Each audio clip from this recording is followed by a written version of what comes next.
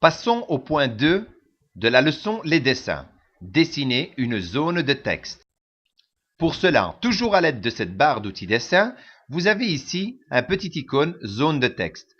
Vous cliquez une fois dessus et puis vous avez votre curseur qui change de forme. Vous cliquez à l'endroit où vous désirez taper du texte. En un seul clic, vous tapez votre texte. Vous souhaitez créer une deuxième zone de texte. Vous retournez dans cette barre de dessin. Vous cliquez encore sur cette zone de texte. Vous cliquez autre part et vous marquez votre texte également. Voilà. Cela vous permettra de pouvoir les déplacer, les placer à des endroits désirés. Par exemple, ici, quand vous avez vos 4 flèches, vous cliquez, vous déplacez. Vous pouvez même, avec le point vert, comme je vous l'avais déjà dit précédemment, pouvoir faire une petite rotation.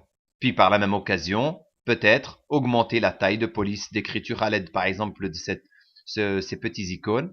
Voilà, je peux également l'agrandir par là, ou alors par les points qui sont situés ici en tapant soit une valeur, soit en choisissant une valeur prédéfinie.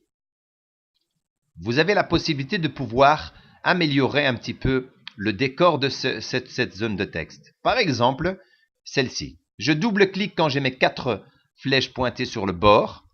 Automatiquement, j'ai une fenêtre qui s'ouvre dans laquelle j'ai plusieurs onglets qui me proposent de pouvoir apporter une multitude de modifications. Par exemple, ici, je pourrais prendre le remplissage. Choisir un remplissage de couleur. Je prendrai un jaune clair. En appuyant sur aperçu, des fois ça fonctionne. Là, apparemment, ça ne fonctionne pas. Néanmoins, si je clique sur OK, ça fonctionne.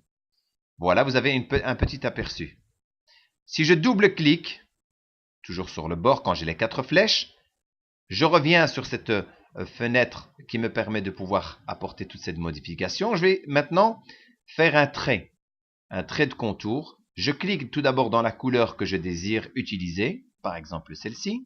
Et puis là, je peux choisir soit en continu, discontinu, des petits points, etc. Je vais mettre des petits traits. Je peux comme ça choisir son épaisseur également. Je vais prendre une épaisseur un peu plus grande. Et là, je peux soit encore le paramétrer de par moi-même, augmenter ou descendre l'épaisseur. Je dis OK, je regarde et vous remarquez le look.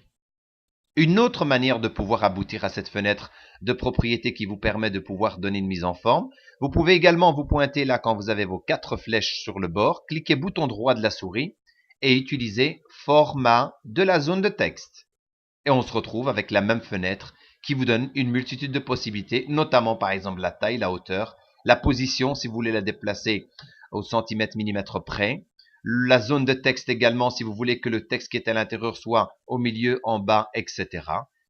Je vous laisse bien sûr manipuler tout cela pour mieux découvrir toutes les possibilités que PowerPoint vous offre.